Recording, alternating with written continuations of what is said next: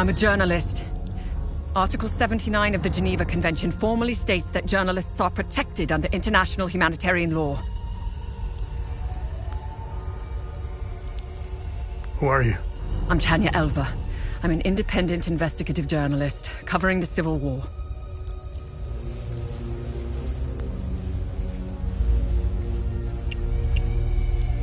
Are you the journalist mentioned in this note? I have no idea who or what this note is referring to. You're barking up the wrong tree. Vitalis told me the passcode is Pentos. What's your connection to him? Oh, so we're on the same team then. Vitalis is the source of my story. We met for the first time at the Weeping Knight statue. I don't know much about him. He was taking me to the Vigil headquarters when we got ambushed. It's somewhere in these rocky ridges.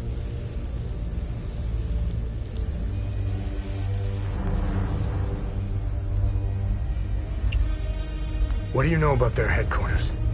They call it the Watcher's Nest. To get there, Vitalis said we must follow the path with all the tombstones and obelisks just west of here.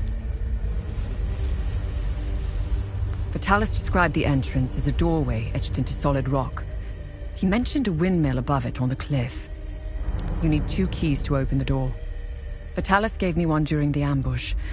Please, take it. Find Agatha. She has the other one.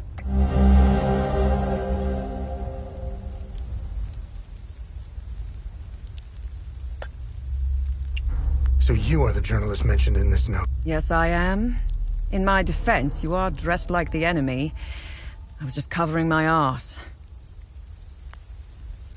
Where's Agatha? We escaped the ambush together and headed into the rocky ridges. The enemy was following us. Agatha and I split up in the path with all the mining carts, and she made sure they followed her. Head back to where the path splits. I went left, and Agatha went right. That was the last time I saw her. I won't be joining you. My old injuries are acting up. I will only slow you down. I can see your rate.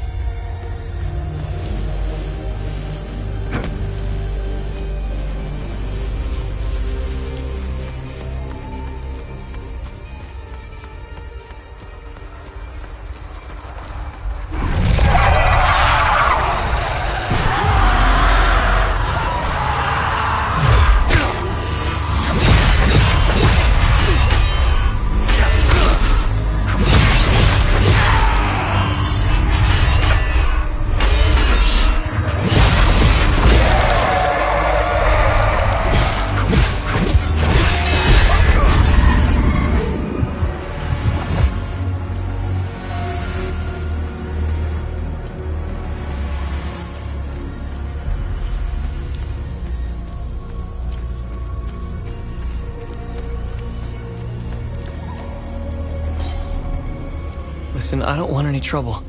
I'm just looking for supplies. Who are you? I joined up with some refugees. We have a camp close by. The path to reach it is behind the giant stone serpent. Head north from here. These people need me. They're in bad shape. I'm out here scrounging for supplies. Have you seen the destroyed ON vehicles on the road? They're northeast of the Weeping Knight statue. There's a truck that's still in good shape.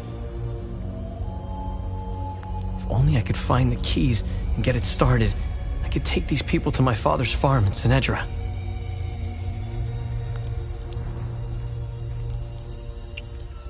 Did you see a strange door somewhere around here?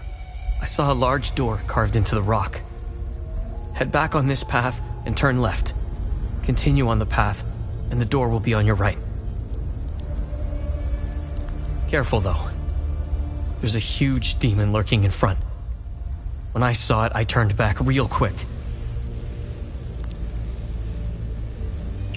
I think I met your father. He's Ernest Cadell, right? Yes. He's my father. I'm glad to know he's alive and well. This makes me want to get back home even more. It doesn't look like it, but Hadia was beautiful and peaceful. History lessons were modified to suit new narratives. The line drawn in the sand by facts was fading under the waves of Sabinian nationalism.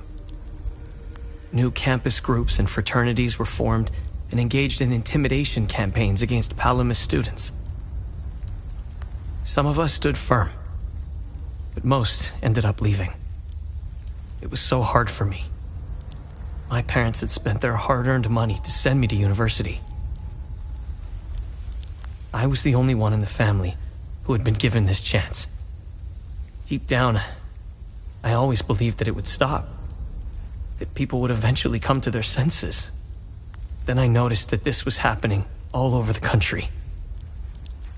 By the time my hope had faded, civil war erupted.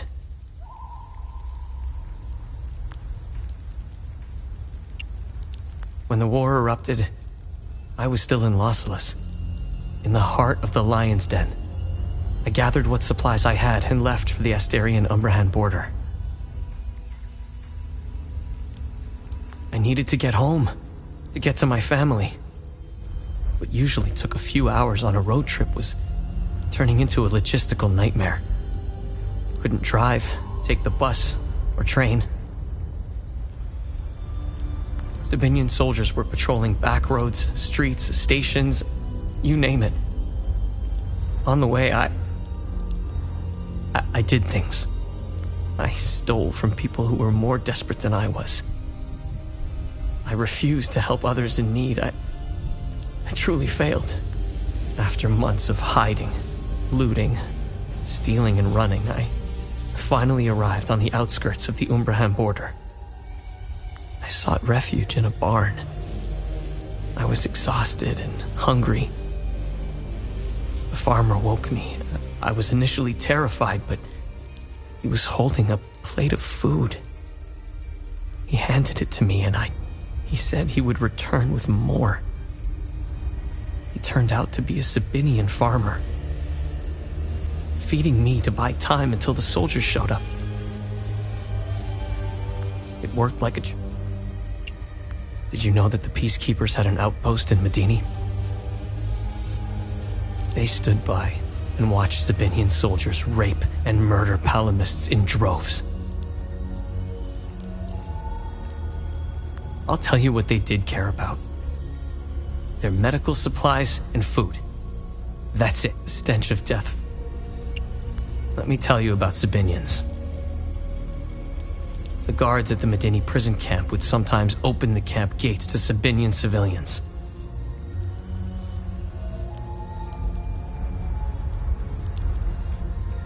They would enter the gates of hell to spend the night beating, killing, raping, or any other twisted pleasure they could imagine. These Sabinian civilians wanted to settle old scores. Do you know what their grievances were? A wealthy palamist who would refuse to give them a job. A farmer who wouldn't lend his tools. A man who had petty disputes were settled with crimes against humanity. That's who you're... They are my brothers and sisters. They are not what you are.